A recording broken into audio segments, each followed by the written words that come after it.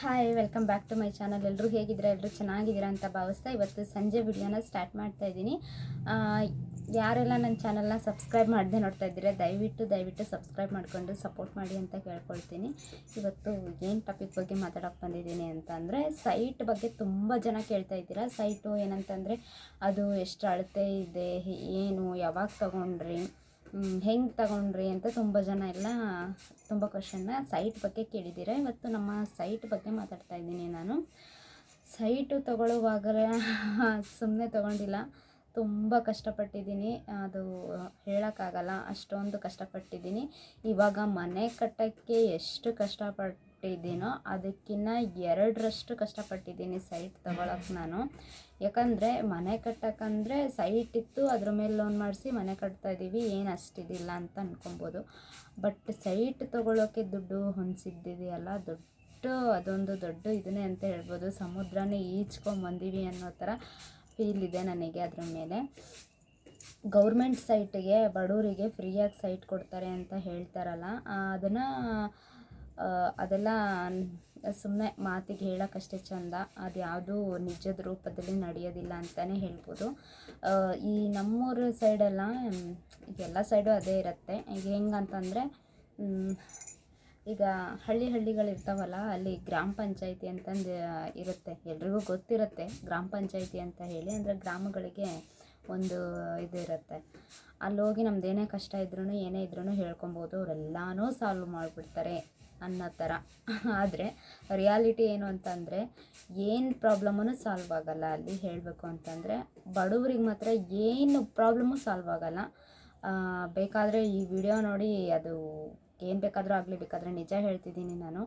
ಬಡವರಿಗೆ ಯಾವ ಕಾರಣಕ್ಕೂ ಬಡವರಿಗೆ ಏನೂ ಹೆಲ್ಪ್ ಆಗೋಲ್ಲ ಗ್ರಾಮ ಪಂಚಾಯತಿಯಿಂದ ಆಗಲಿ, ಏನೇ ಗೌರ್ಮೆಂಟ್ ಫೆಸಿಲಿಟೀಸ್ ಏನೇ ಆಗಲಿ ಬಡವರಿಗೆ ಅಂತ ಇರೋದು ಏನೂ ಸಿಗೋಲ್ಲ. ಅದೆಲ್ಲೋ ಬಡವರಾಗಿ ಹುಟ್ಟಿ ಗೌರ್ಮೆಂಟ್ ಫೆಸಿಲಿಟಿನ ಪಡ್ಕೊಬೇಕು ಅಂತಂದರೆ 100ಕ್ಕೆ ಒಬ್ಬರಿಗೆ ಎಲ್ಲೋ ಒಂದಿಬ್ಬರಿಗೆ ಸಿಕ್ಕಿರ್ಬೋದು, ಬಿಟ್ಟರೆ ಇನ್ನೇನೂ ಇಲ್ಲ.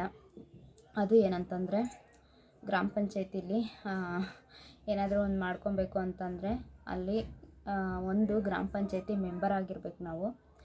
ಇಲ್ಲ ಅಂತಂದರೆ ಆ ಮೆಂಬರಿಗೆ ಕ್ಲೋಸ್ ರಿಲೇಷನ್ಶಿಪ್ ಇಟ್ಕೋಬೇಕು. ಅಂದಾಗ ಮಾತ್ರ ನಾವಲ್ಲಿ ಏನಾದರೂ ಒಂದು ಮಾಡ್ಕೊಳ್ಳೋಕ್ಕೆ ಸಾಧ್ಯ ಅಂತ ನನ್ನ ಒಂದು ಅನುಭವದ ಪ್ರಕಾರ ನಾನು ಹೇಳ್ತಾ ಇರೋದು. ಮುಂಚೆ ನಮ್ಮ ಮನೇಲಿ ನಮ್ಮ ಅಪ್ಪ ಅಮ್ಮಂಗೆ ಕೂಡ ಸೈಟ್ ಇಲ್ಲ. ಅವರು ಗ್ರಾಮ ಪಂಚಾಯತಿಯಿಂದನೂ ಅವ್ರಿಗೆ ಸೈಟ್ ಕೊಟ್ಟಿಲ್ಲ. ಅವರು ನಮ್ಮ ಥರನೇ ಕಷ್ಟಪಟ್ಟು ದುಡ್ಡು ಕೊಟ್ಟು ಸೈಟ್ ತೊಗೊಂಡಿತ್ತು ಇವಾಗ ಮನೆ ಕಟ್ತಾ ಇದ್ದಾರೆ. ಅವರು ಕೂಡ ತೋರಿಸಿದ್ದೀನಿ ನಿಮಗೆ. ಅವರಿಗೂ ಸೈಟ್ ಇಲ್ಲ, ನಮಗೂ ಸೈಟ್ ಇಲ್ಲ. ಅದಲ್ಲದೆ ನನ್ನ ಜೊತೆ ಇನ್ನೂ ಒಂದಿಷ್ಟು ನನ್ನ ಥರನೇ ಮಿಡಲ್ ಕ್ಲಾಸ್ ಫ್ಯಾಮಿಲಿಲಿ ಇರೋರೆಲ್ಲ ನನ್ನ ಜೊತೆ ಇನ್ನೂ ಒಂದಷ್ಟು ಜನ ಇದ್ದಾರೆ. ಅವ್ರಿಗೂ ಕೂಡ ಸೈಟ್ ಸಿಕ್ಕಿಲ್ಲ ಪಾಪ. ಎಷ್ಟು ಗೋಳಾಡಿದ್ದೀವಿ ಅಂತಂದರೆ ಒಂದು 1000 ಸಲ 1000 ಅರ್ಜಿನ ನಾವು ಕೊಟ್ಟಿರ್ಬೋದು. ಅಂದರೆ ಆಧಾರ್ ಕಾರ್ಡ್ ಜೆರಾಕ್ಸ್ ಎಲ್ಲ ಜೆರಾಕ್ಸ್ ಮಾಡಿಸೋಕ್ಕೆ ಖರ್ಚು ಮಾಡಿದ್ದೀವಲ್ಲ ಆ ಅಮೌಂಟನ್ನ ನಾವು ಸೇವ್ ಮಾಡಿದ್ರೂ ಒಂದಿಷ್ಟು ಸೈಟ್ ತೊಗೊಳಕ್ಕೆ ಹೆಲ್ಪ್ ಆಗಿರೋದು ಅಂತ ಅನ್ಕೋಬೋದು. ಅಷ್ಟು ನಾವು ಜೆರಾಕ್ಸ್ಗಳನ್ನ ಕೊಟ್ಟಿದ್ದೀವಿ, ಎಲ್ಲೂ ನಮಗೆ ಏನೂ ಹೆಲ್ಪ್ ಆಗಿಲ್ಲ. ಎಲ್ಲ MLA ಹತ್ರ ಆಗಿರ್ಬೋದು, DC ಹತ್ರ ಆಗಿರ್ಬೋದು, ಗ್ರಾಮ ಪಂಚಾಯತಿಲಿ ಆಗಿರ್ಬೋದು, ಎಲ್ಲ ಕಡೆ ಓಡಾಡಿದ್ರೂ ನಮಗೆ ಎಲ್ಲೂ ಸೈಟ್ ಸಿಕ್ಕಿಲ್ಲ. ಒಂದಿಷ್ಟು ಜನ ಇದ್ವಿ ನಾವು, ಒಂದು 4 ಜನ, ಒಂದು 5-6 ಜನ ಇದ್ವಿ. ನಾವು ಒಂದು 5-6 ಜನ ಅಷ್ಟೇ ಡೈಲಿ ಗ್ರಾಮ ಪಂಚಾಯತಿಗೆ ಹೋಗೋದು ಬರೋದು ಇದೇ ಥರ ಮಾಡ್ತಾಯಿದ್ವಿ.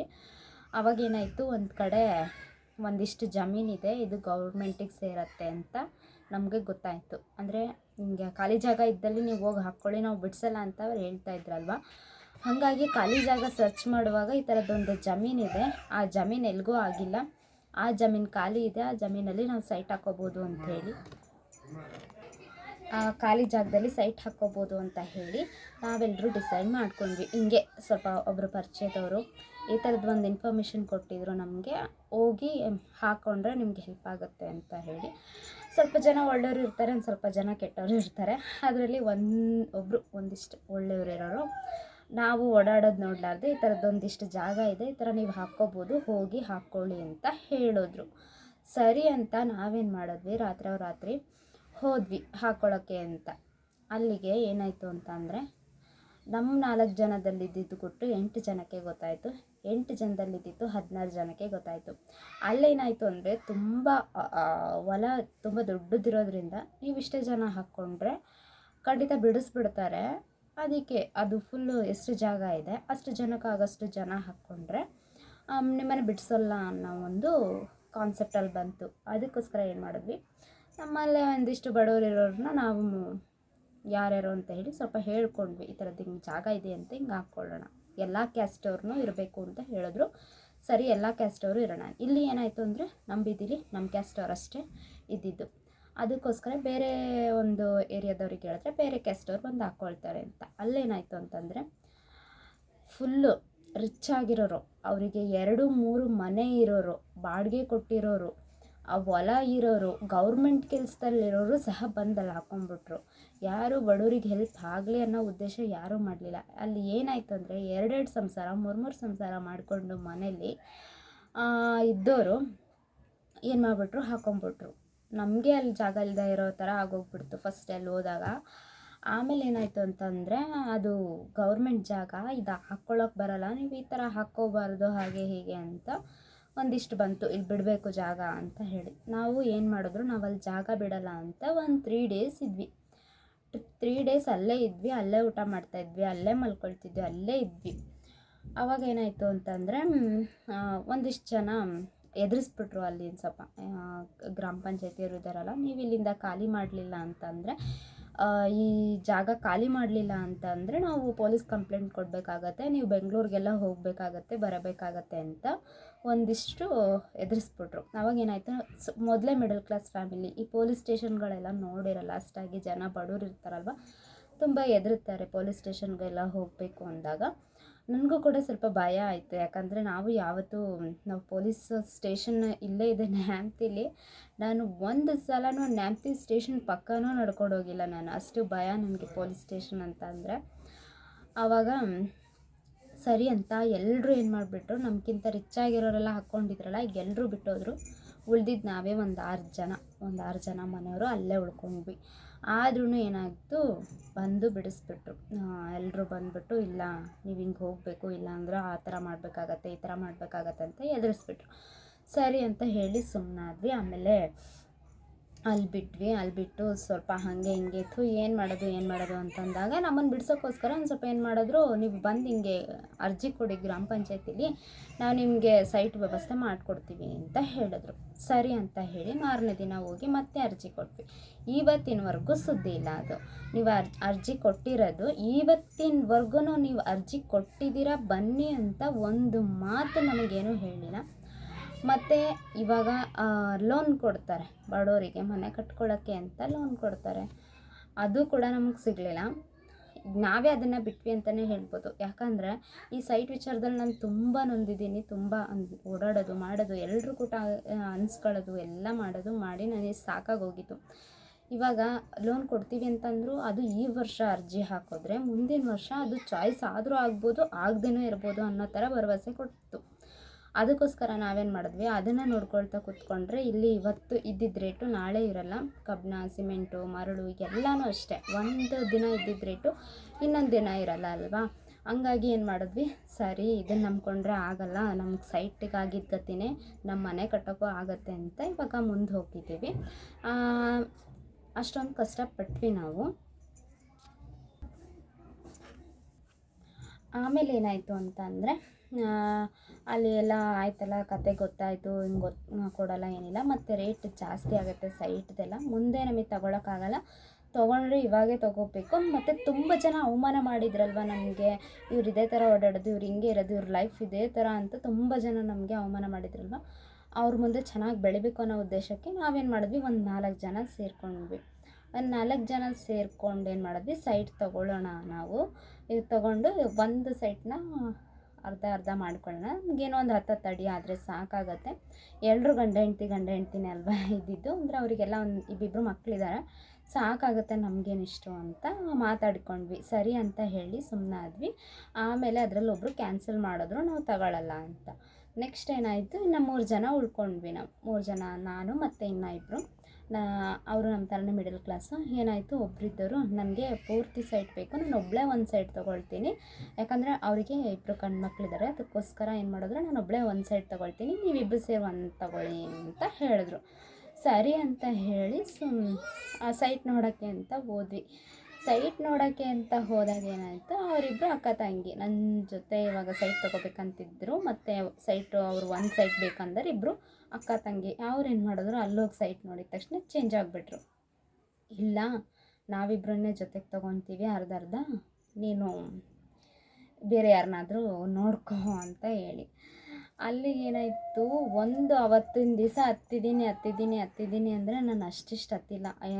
ಜೊತೆಗೆ ಹೋದ್ವಿ, ಅಲ್ಲಿ ಹೋದ್ವಿ, ನನ್ನ ಕಣ್ಣು ಮುಂದೆನೇ ಅಡ್ವಾನ್ಸ್ ಕೊಟ್ಟರು, ನನ್ನ ಕಣ್ಣು ಮುಂದೆನೇ ಸೈಟ್ ಬಗ್ಗೆ ಎಲ್ಲ ಮಾತಾಡಿದ್ರು, ನನ್ನ ಕಣ್ಣು ಮುಂದೆನೇ ಎಲ್ಲ ನಡೀತು. ಇನ್ನೇನಾಯಿತು, ನನ್ನ ಜೊತೆ ಯಾರೂ ತಗೊಳ್ಳೋರಿಲ್ಲ, ಮುಗೀತು ನನ್ನ ಕತೆ, ಸೈಟ್ ತೊಗೊಳ್ಳೋದು, ಹೀಗೆ ಸಾಯ್ಬೇಕು ನಾವು ಅಂತ ಅಂದ್ಕೊಂಡೆ. ಹತ್ಕೊ ಅಂತಾನೆ ಮನೆಗೆ ವಾಪಸ್ ಬಂದೆ. ಸರಿ ಅಂತೇಳಿ ಎಲ್ರೂ ಕೇಳಿದೆ. ನಮ್ಮ ರಿಲೇಷನ್ನಲ್ಲಿ ಸ್ವಲ್ಪ ತಕ್ಕ ಮಟ್ಟಿಗೆ ಚೆನ್ನಾಗಿರೋರನ್ನ ಏನು ಅಂದ್ಕೊಂಡೆ, ನನ್ನ ಜೊತೆ ತೊಗೊಳ್ತೀರಾ ಅಂತ ಕೇಳಿದೆ. ಯಾರೂ ಕೂಡ ಒಪ್ಕೊಳ್ಳಿಲ್ಲ ನನ್ನ ಜೊತೆ ಸೈಟ್ ತೊಗೊಳೋದಕ್ಕೆ. ಸರಿ ಅಂತ ತುಂಬ ನನಗೆ ಎಲ್ಲಿಲ್ಲದ ಅಳು ಆಗ್ತಾಯಿರಲಿಲ್ಲ. ಅಷ್ಟು ನನಗೆ ದುಃಖ. ಅವತ್ತು ಇಡೀ ದಿನ ಅತ್ತೆ, ರಾತ್ರಿ ಎಲ್ಲ ಅತ್ತೆ. ಬೆಳಗ್ಗೆ ಎದ್ದೆ ಸರಿ ಅಂತ ನೋಡೋಣ ಯಾರಾದರೂ ಸಿಗ್ತಾರೆ ಅಂತ ಸುಮ್ಮನಾದೆ. ಆಮೇಲೆ ಇವಾಗ ನಮ್ಮ ಜೊತೆ ಮನೆ ಕಟ್ತಾ ಇದ್ದಾರೆ, ಲೋನ್ ಮಾಡಿಸಿದ್ವಿ ಅಂತ ನೆನ್ನೆ ವಿಡಿಯೋದಲ್ಲಿ ಹೇಳಿದ್ನಲ್ಲ, ಅವರು ಇಲ್ಲ ನೀನು ಜೊತೆಗೆ ತಗೊಳ್ಳೋಣ. ಅವರೇ ಫೋನ್ ಮಾಡಿದ್ರು ನನಗೆ. ಫೋನ್ ಮಾಡಿ ಈ ಥರ ಸೈಟಿಗೆ ಈ ಥರ ಎಲ್ಲ ಹಿಂಗೆ ನೋಡೋಕೆ ಹೋಗಿದ್ದೆ ಅಂತಲ್ಲ, ಸೈಟ್ ಇತ್ತಂತಲ್ಲ, ನಮಗೂ ಸೈಟ್ ಬೇಕು, ಇಬ್ಬರು ಸೇರಿ ಅರ್ಧ ತಗೊಳ್ಳೋಣ ಅಂತ ಫೋನ್ ಮಾಡಿದ್ರು ಅಣ್ಣ. ಆಮೇಲೆ ಫೋನ್ ಮಾಡಿದ್ಮೇಲೆ ಸರಿ, ನಂಗೆ ಖುಷಿ ಆಯಿತು. ಹೋಗಿ ತಡನೇ ಮಾಡಲಿಲ್ಲ, ಆವತ್ತಿನ ದಿವಸನೇ ಹೋದ್ವಿ, ಮಾತಾಡಿದ್ವಿ, ದುಡ್ಡು ಕೊಟ್ವಿ, ಬಂದ್ವಿ. ಅವ್ರದ್ದು ಮಗಳದು ಆರತಿ ಫಂಕ್ಷನ್ ಇತ್ತು. ಆರತಿ ಫಂಕ್ಷನ್ ಇದ್ರೂ ಕೂಡ ಅಷ್ಟು ಬ್ಯುಸಿಯಲ್ಲೂ ಕೂಡ ಆ ಸೈಟ್ ಬಗ್ಗೆ ಮಾತಾಡಿ ಎಲ್ಲ ಅಡ್ವಾನ್ಸ್ ಕೊಟ್ಟು ಬಂದು ಖುಷಿ ಆಯಿತು, ನನಗೆ ತುಂಬ ಖುಷಿ ಆಯಿತು. ಆಮೇಲೆ ಹೋಗಿ ಕೊಟ್ಟು ಬಂದು 1,000 ಅಡ್ವಾನ್ಸ್ ಕೊಟ್ವಿ ಅವರಿಗೆ. ಇಷ್ಟಿಷ್ಟು ದಿನ ಬಿಟ್ಟು ನಾವು ಸ್ವಲ್ಪ ಅಮೌಂಟನ್ನ ನಿಮ್ಗೆ ಕೊಡ್ತೀವಿ ಅಂತ ಹೇಳಿ 2 ತಿಂಗಳು ಟೈಮ್ ತೊಗೊಂಡ್ವಿ. 2 ತಿಂಗಳು ಟೈಮ್ ತೊಗೊಂಡು ಎಲ್ಲ ರಿಜಿಸ್ಟ್ರೇಷನ್ ಎಲ್ಲ ಸೇರಿ ನಮ್ಮದು 4.5 ಲಕ್ಷ ಆಗಿದೆ ಸೈಟ್ಗೆ. ಅಷ್ಟು ಅಮೌಂಟನ್ನ ಜೋಡಿಸ್ಬೇಕಲ್ವ ಈಗ. ಏನು ಮಾಡೋದು. ಆವಾಗ ಸ್ವಲ್ಪ ಸಂಘಗಳು ಜಾಸ್ತಿ, ಇವಾಗ ಸಂಘಗಳೇ ಕೊಡ್ತಾ ಇಲ್ಲ ಜಾಸ್ತಿ. ಅವಾಗೇನಾಯಿತು, ಸ್ವಲ್ಪ ದುಡ್ಡಿತ್ತು ನಮ್ಮ ಹತ್ರನೂ, ಒಂದು ಸ್ವಲ್ಪ ದುಡ್ಡಿತ್ತು. ಅದಾದಮೇಲೆ ಎಲ್ಲ ಸಂಘದಲ್ಲಿ 2 ತಿಂಗಳಲ್ಲಿ 4 ಲಕ್ಷ ಜೋಡಿಸ್ಬಿಟ್ಟು ಆ ಸೈಟ್ನ ಕೊಟ್ಟು, ಸೈಟ್ನ ನಮ್ಮದು ಅಂತ ಮಾಡ್ಕೊಂಡ್ವಿ. ಅದೇನಾಯಿತು, ಜಾಯಿಂಟಲ್ಲಿ ಆಗಿಬಿಡ್ತು, ಸಪ್ರೇಟಾಗಿ ಆಗಲಿಲ್ಲ. ಅದೇ ಒಂದು ಪ್ರಾಬ್ಲಮ್ ಆಗಿದೆ ಇವಾಗ. ಅದು ಕೂಡ ಸರಿ ಹೋಗುತ್ತೆ, ಅದೇನು ಸರಿ ಹೋಗಲ್ಲ ಅಂತ. ಅವರು ಕೂಡ ಅಕ್ಕ ತಂಗಿ ಅಂತ ಹೇಳಿದ್ನಲ್ಲ, ಅವರು ಕೂಡ ಜಾಯಿಂಟಲ್ಲೇ ತಗೊಂಡ್ರು, ನಾವು ಜಾಯಿಂಟಲ್ಲೇ ತಗೊಂಡ್ವಿ, ಜೊತೆಯಲ್ಲೇ ರಿಜಿಸ್ಟ್ರೇಷನ್ ಮಾಡಿಸ್ಕೊಂಡ್ವಿ, ಎಲ್ಲ ಜೊತೆಯಲ್ಲೇ ಮಾಡಿದ್ವಿ. ನಾವು ಮನೆ ಕಟ್ತಾಯಿದ್ವಿ, ಅವ್ರು ಮನೆ ಕಟ್ತಾ ಇಲ್ಲ. ನೆಕ್ಸ್ಟ್ ಈ ಬೇಸಿಗೆಯಿಂದ ಸ್ಟಾರ್ಟ್ ಮಾಡ್ತಾರೆ ಅಂತ ಅನಿಸತ್ತೆ. ಅವರು ಕೂಡ ಅದೇ ಥರ ಹೇಳಿದ್ರು, ಮಂಡಲದ ಲೋನ್ ಏನು ನಂಬ್ಕೊಳಕ್ಕೆ ಹೋಗಲ್ಲ, ನೀವು ಹೇಗೆ ಕಟ್ತಾ ಇದ್ದೀರೋ ನಾವು ಹಾಗೆ ಕಟ್ತೀವಿ ಅಂತ ಹೇಳ್ತಾ ಇದ್ದಾರೆ. ಇವಾಗ ಎಲ್ಲರೂ ಒಂದೇ ಕಡೆ ಆಗ್ತೀವಿ ನಾವು. ತುಂಬ ಖುಷಿ ಇದೆ. ಈ ಥರ ಏನೋ ಒಂದು ನಾವು ಮಾಡ್ತೀವಿ ಅನ್ನೋ ಮನಸ್ಸಿಟ್ಟು ಮಾಡಿದ್ರೆ ಯಾವ ಕೆಲಸನೂ ಹೆವಿ ಅಂತ ಅನಿಸಲ್ಲ ಅಂತ ನನ್ನ ಪ್ರಕಾರ. ಎಲ್ಲ ಒಳ್ಳೆಯದಾಗತ್ತೆ ಅಂತ. ಅದು ಬಿಟ್ಟರೆ ಇನ್ನೇನೂ ಇಲ್ಲ. ಹಾಗೆ ತುಂಬ ಜನ ಸ್ವಲ್ಪ ನಿನ್ನೆ ಒಬ್ಬರು ಕಮೆಂಟ್ ಹಾಕಿದ್ರು, ಈ ವಿಡಿಯೋ ನೋಡ್ತಾ ಇದ್ದರೆ ನೋಡಿ, ಲವ್ ಸ್ಟೋರಿ ವಿಡಿಯೋ ಮಾಡಿಲ್ಲ ನೀವು, ನಿಮ್ಮ ಚಾನಲ್ ಅನ್ಸಬ್ಸ್ಕ್ರೈಬ್ ಆಗಿಬಿಡ್ತೀನಿ ನಾನಂತ ಹೇಳ್ತಿದ್ರು. ಲವ್ ಸ್ಟೋರಿ ವ್ಲಾಗ್ ನಿಮ್ಗೆ ಇನ್ನೊಂದು ಸಲ ನಾನು ಮಾಡ್ತೀನಿ. ನನ್ನ ಹಸ್ಬೆಂಡು ಬೇಕಲ್ವಾ ಲವ್ ಸ್ಟೋರಿ ವಿಡಿಯೋ ಮಾಡೋದಕ್ಕೆ, ಅದಕ್ಕೋಸ್ಕರ ಅವರು ಸಿಕ್ಕಾಗ ಲವ್ ಸ್ಟೋರಿ ವಿಡಿಯೋನ ಮಾಡ್ತೀನಿ. ಆದಷ್ಟು ಬೇಗ ಮಾಡಿ ಅಪ್ಲೋಡ್ ಮಾಡ್ತೀನಿ. ವಿಡಿಯೋ ಇಷ್ಟ ಆದರೆ ಲೈಕ್ ಮಾಡೋದನ್ನು ಮರಿಬೇಡಿ. ಚಾನಲ್ನ ಸಬ್ಸ್ಕ್ರೈಬ್ ಮಾಡಿಕೊಂಡು ಸಪೋರ್ಟ್ ಮಾಡಿ, ಆಯಿತಾ?